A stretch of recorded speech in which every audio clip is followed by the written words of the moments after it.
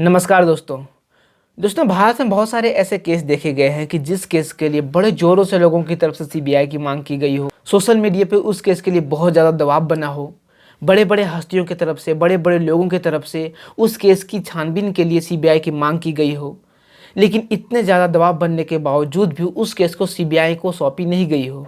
लेकिन सुशांत सर के इस केस में सुशांत के फैंस के द्वारा, सुशांत सर के चाहने वालों की तरफ से सोशल मीडिया पे बहुत ज़्यादा दबाव बना कि सुशांत सर की केस को सीबीआई जांच करे। सुशांत सर के इस केस की छानबीन के लिए बड़े बड़े हस्तियों की तरफ से भी सीबीआई की मांग की गई एंड नाउ होपफुली इस केस को सीबीआई को सौंपी जा चुकी है।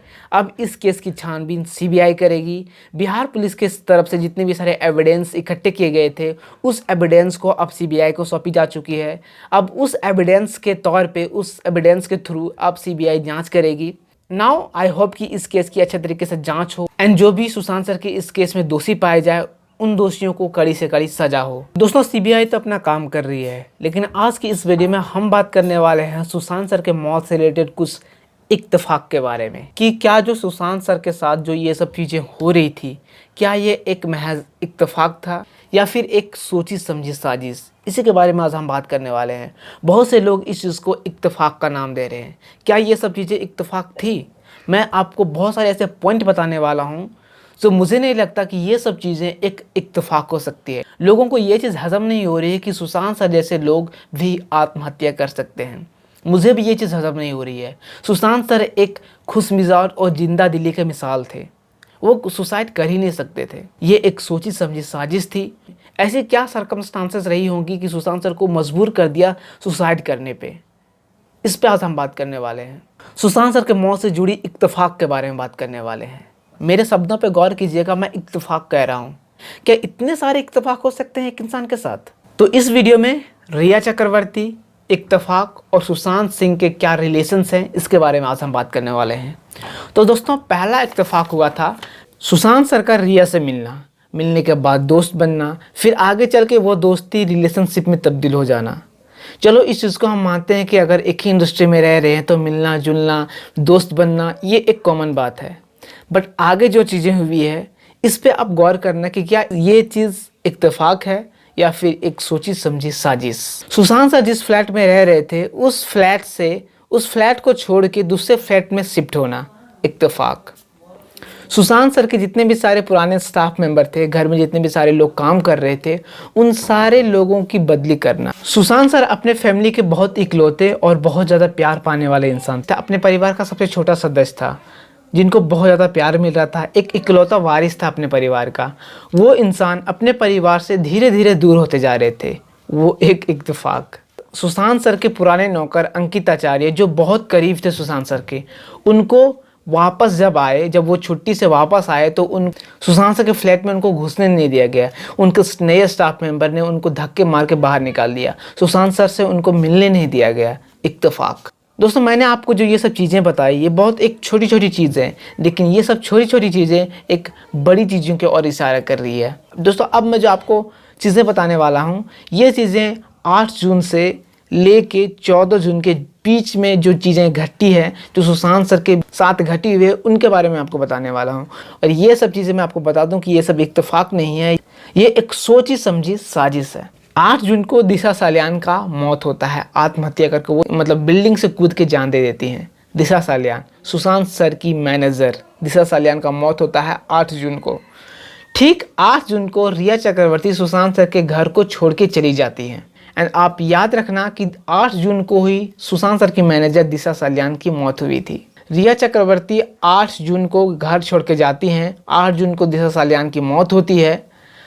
ठीक 8 जून से लेके 14 जून तक जब सुशांत सर की मौत होती है, उस दिन तक रिया चक्रवर्ती सुशांत सर को एक बार भी फ़ोन नहीं करती हैं। इनफैक्ट वो सुशांत सर की नंबर को ब्लॉक कर देती हैं। जी हाँ, इत्तेफाक। सुशांत सर का नंबर ब्लॉक करना ये एक इत्तेफाक है। एक बार जब सुशांत सर अपनी बहन के घर गए थे चंडीगढ़, वहाँ पे वो 5 दिन रहे थे। उस 5 दिन में रिया चक्रवर्ती ने सुशांत सर को 25 बार कॉल किए थे, महज 5 दिन में 25 बार।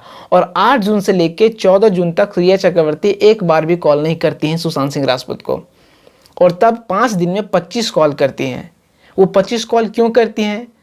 इसके बारे में कोई जानकारी नहीं है। लेकिन मैं कहता हूँ कि ये 25 कॉल मे बी कि उनको डराने के लिए कर रही हो, उन्हें ब्लैकमेल करने के लिए कर रही हो, उनको धमकी देने के लिए कर रही हो, उनको वापस बुलाने के लिए कर रही हो, कुछ भी रीज़न हो सकता है।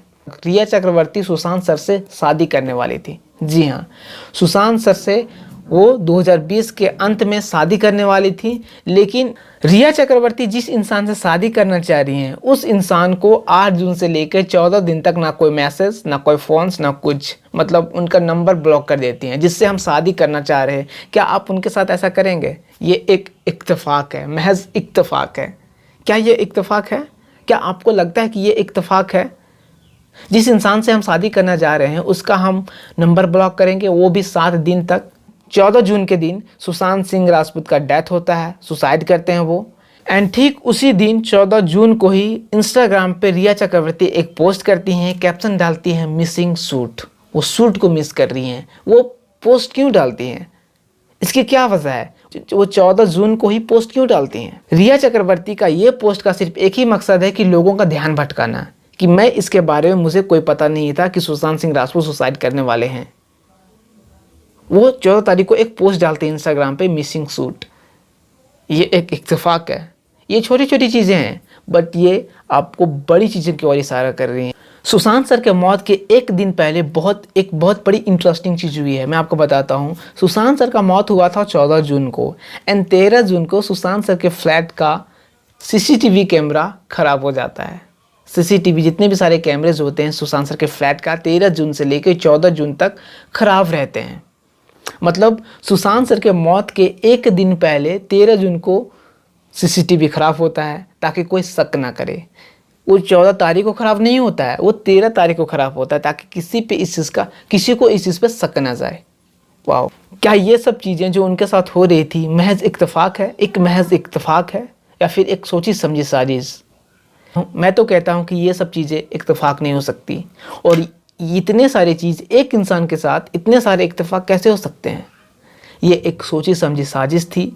सब कुछ आईने की तरह साफ है, बस हमें उस चीज़ को पहचानने की ज़रूरत है।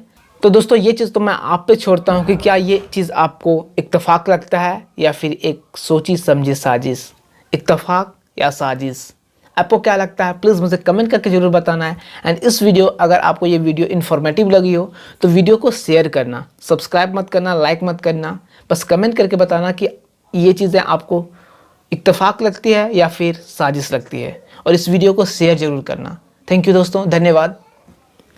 Justice for Sushant, #justice for Sushant. Sushant sir, you will always be missed. Love you sir.